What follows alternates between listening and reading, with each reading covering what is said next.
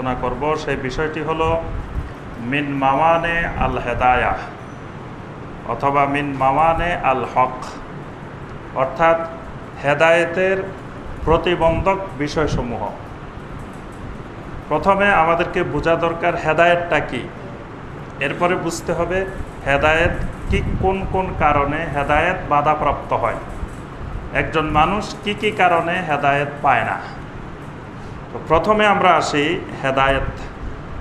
হেদায়েতকে কয়েকটি নামে নামকরণ করা হয়। এটাকে কোরআন এবং সুন্নায় কোনো জায়গায় হেদায়েত বলা হয়, কোনো জায়গায় এটাকে হক বলা হয়, সত্য বলা হয়, আবার কোনো কোনো জায়গায় এটাকে হুদা, এটাকে হেদায়েত, এইভাবে আল্লাহ পাক বর্ণনা করেছেন।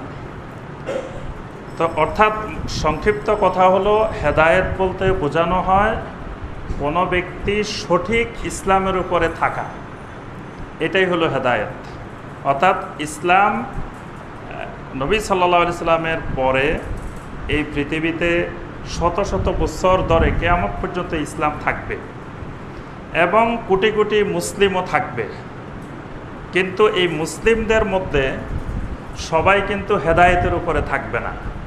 মুসলিম থাকবে, কিন্তু কিছু মুসলিম থাকবে হেদায়েতের উপরে, আবার কিছু থাকবে গোমরাহির উপরে। হেদায়েতের বিপরীত হলো দলালাহ। আল্লাহ পাক কোরআনে কারিমে সূরা আল ফাতিহার মধ্যে আমাদেরকে আল্লাহ পাক শিখিয়েছেন ইহদিনাস সিরাতাল মুস্তাকিম। প্রথমে হেদায়েত আল্লাহর কাছে দোয়া করার জন্য আল্লাহ পাক শিখিয়েছেন যে আল্লাহ আমাদেরকে হেদায়েত দেন, হেদায়েতের রাস্তা দেখান, সিরাতাল মুস্তাকিমের রাস্তা দেখান। আবার শেষে এসে বলা হয়েছে ওয়ালা দলিন, দলিনদের রাস্তা না, মানে যারা গোমরা হয়ে যায় সে গোমরার রাস্তা না। তাহলে হেদায়েতের বিপরীত হলো দলালা।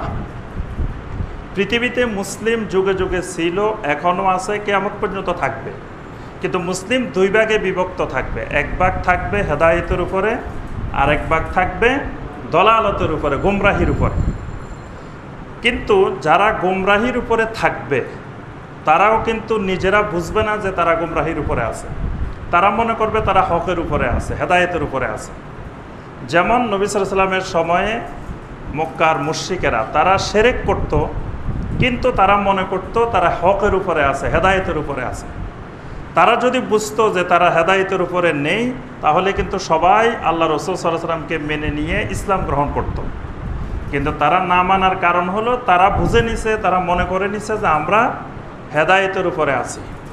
আবু জেহেলও মনে করছে হেদায়েতের উপরে আছে, আবু লাহাবও মনে করছে হেদায়েতের উপরে আছে, উতবা সাহেবা যারাই বড় বড় মুশরিক কাফের ছিল, সবার একটাই ধারণা ছিল যে আমরা হেদায়েতের উপরে আছি। এখন এরকম মুসলিমদেরও কিয়ামত পর্যন্ত ধারণা থাকবে যে আমরা হেদায়েতের উপরে আছি, কিন্তু আসলে হেদায়েতের উপরে থাকবে না। এই হেদায়েতের উপরে না থাকার কারণ কি, কি কি কারণে হেদায়েতের উপরে মানুষ থাকতে পারে না, এবং এই হেদায়েতের উপরে থাকে নাই, এই অভিজ্ঞতা কিন্তু যুগে যুগে আম্বিয়া আলাইহিমুস সালামের যুগ থেকে চলে আসতেছে। আল্লাহ সুবহানাহু ওয়া তাআলা এই পূর্বেকার জাতিগুলোর, পূর্বেকার উম্মতগুলো কি কি কারণে হেদায়েতের উপরে থাকতে পারে নাই, হেদায়েতের ক্ষেত্রে প্রতিবন্ধক, সঠিক দ্বীনের উপরে থাকার ক্ষেত্রে প্রতিবন্ধকগুলো কি কি, সেগুলো আল্লাহ পাক কোরআনে কারিমে আমাদের সামনে তুলে ধরেছেন। এর মধ্যে বড় বড় কারণ হলো আটটি কারণে মানুষ হেদায়েতের উপরে, সঠিক দ্বীনের উপরে থাকতে পারে না। এই আটটি কারণকে বলা হয় মাওয়ানিউল হেদায়াহ, মাওয়ানিউল হক। মানে মানে শব্দের বহুবচন হলো মাওয়ানে, আর মাওয়ানে আল হেদায়া মানে হেদায়েতের প্রতিবন্ধক সমূহ। যে কারণগুলোর মাধ্যমে মানুষ হেদায়েত থেকে বিচ্যুত হয়ে যায়, হেদায়েতের দিকে আসতে পারে না। মানে হেদায়েতের দিকে রওনা দিলেও ওই রাস্তার মধ্যে এই কারণগুলো যে কোনো একটা ঘটে বসে থাকে। বাস এই কারণটা যখনই ঘটে তখন ওই মানুষটা আর হেদায়েত পাবে না। এই কারণগুলোর আমরা আটটি কারণ সংক্ষেপে আলোচনা করব। প্রথম যে কারণটি, যে কারণে একজন মুসলিম হেদায়েত পাবে না, সেই কারণটি হলো আল জাহালাহ, জাহালত। জাহালত মানে মূর্খতা। আবার জাহালত মানে লেখাপড়া না জানা মূর্খতা না, এটার ব্যাপারে আমাদের ভুল ধারণা আছে। অনেকে জাহেল মানে আমরা মনে করি যে লেখাপড়া জানে না সে জাহেল, সে মূর্খ। আসলে লেখাপড়া জানা না জানার সাথে মূর্খতার সম্পর্ক নেই। যদি মূর্খতার সম্পর্ক লেখাপড়া জানা না জানার সাথে হইতো, তাহলে আমরা একটা যুগকে বলে থাকি আইয়ামে জাহেলিয়াত। আইয়ামে জাহেলিয়াত বলি না? কোন যুগটা? এটা নবী সাল্লাল্লাহু আলাইহি ওয়াসাল্লামের আগে না পরে? আগে। নবী সাল্লাল্লাহু আলাইহি ওয়াসাল্লাম যখন পৃথিবীতে আসছেন এটা সবাই জানে, কারণ স্কুলে ইসলামের ইতিহাস বইতেই তো আছে। জাহেলি যুগ বলতে কি বুঝো? জাহেলি যুগের সামাজিক অবস্থা, অর্থনৈতিক অবস্থা, রাজনৈতিক অবস্থা, এগুলো লিখে লিখে লিখে লিখে আপনি ক্লাস 6 থেকে শুরু করে একেবারে মাস্টার্স পর্যন্ত জাহেলি যুগ। আচ্ছা, যেই যুগটাকে আমরা জাহেলি যুগ বলতেছি, এই যুগের মানুষ কি লেখাপড়া জানতো না? এবং এমন জানতো লেখাপড়া, যে লেখাপড়া আজ পর্যন্ত পৃথিবীর কেউ জানে নাই। শুধু লেখাপড়া না, যেই লেখাপড়া ওই যুগের লোকেরা জানতো, সেই লেখাপড়া আজ পর্যন্ত পৃথিবীর লোকেরা জানতে পারে নাই।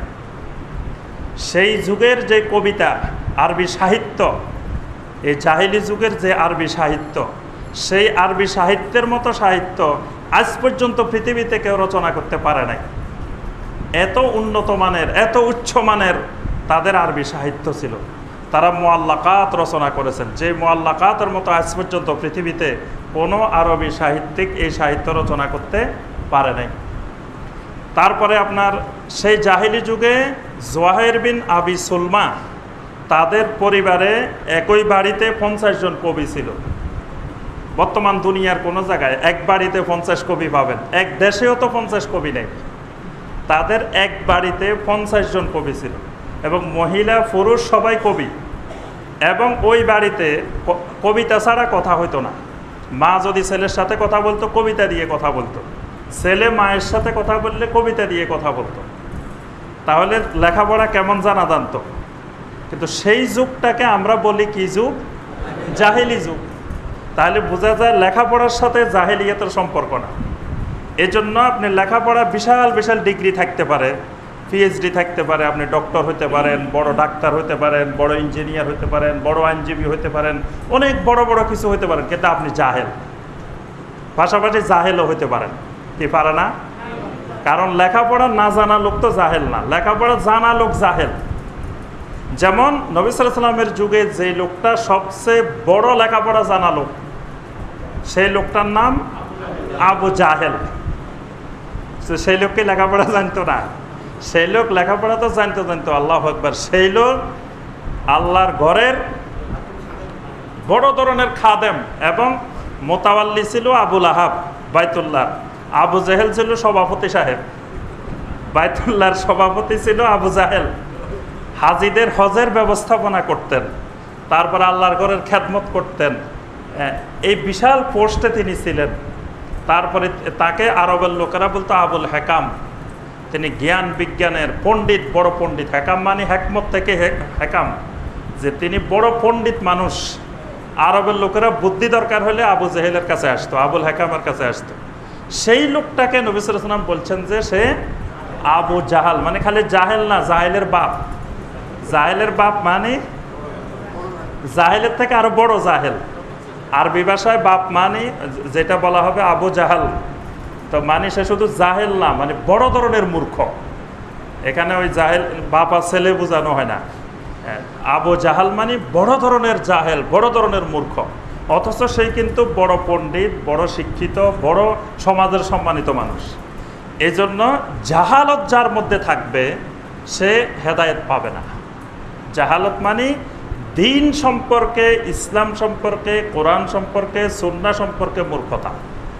মানে দুনিয়া বিজ্ঞান তার কাছে অনেক আছে, অনেক জানে, বিভিন্ন সাবজেক্টে সে পারদর্শী, কিন্তু দিন সম্পর্কে কিছুই জানে না, এবং দিন সম্পর্কে জানার প্রয়োজনও অনুভব করে না। মনে করে যে এইটা জানারে কোনো দরকার নেই, এটা শুধু আমাদের ইমাম সাহেব জানলেই হবে, অথবা আমাদের মুফতি সাহেব জানলেই হবে। আর আমরা কেউ এই ইসলাম সম্পর্কে, দিন সম্পর্কে, কোরআন সম্পর্কে, হাদিস সম্পর্কে জানারে দরকার নেই। এই মূর্খতা, এই জাহালত যার মধ্যে ডুববে, সেই লোক কিয়ামত পর্যন্ত হেদায়েত পাবে না। কারণ সে তো দিন সম্পর্কে কিছুই জানে না, আরেকজন যেটা বলে সেটা শুনে আর আমল করে। আরেকজনেরটা শুনে শুনে আমল করে, সে নিজে জানেও না, জানার আবার চেষ্টাও করে না। অনেকে আমরা বলে থাকি যে একজন সাধারণ মূর্খ মানুষ, যে সরিয়া পড়তে জানে না, যে পত্রিকা পড়তে জানে না, তো সে কোরআন হাদিস কেমনে পড়বে, সে দিন জানবে কি করে? যে লোকটা 1 টাকার নোট আর 10 টাকার নোট চিনে না, 50 টাকার নোট চিনে না, এই লোকটাকে আজ পর্যন্ত পৃথিবীর ইতিহাসে আমরা কোনোদিন ঠকাইতে পারছি? 50 টাকার নোট দিয়ে তাকে যদি বলি যে চাচা ধরেন 500 টাকার নোট, এই কথা বলি, ওই চাচাকে জীবনে আমরা ঠকাইতে পারছি?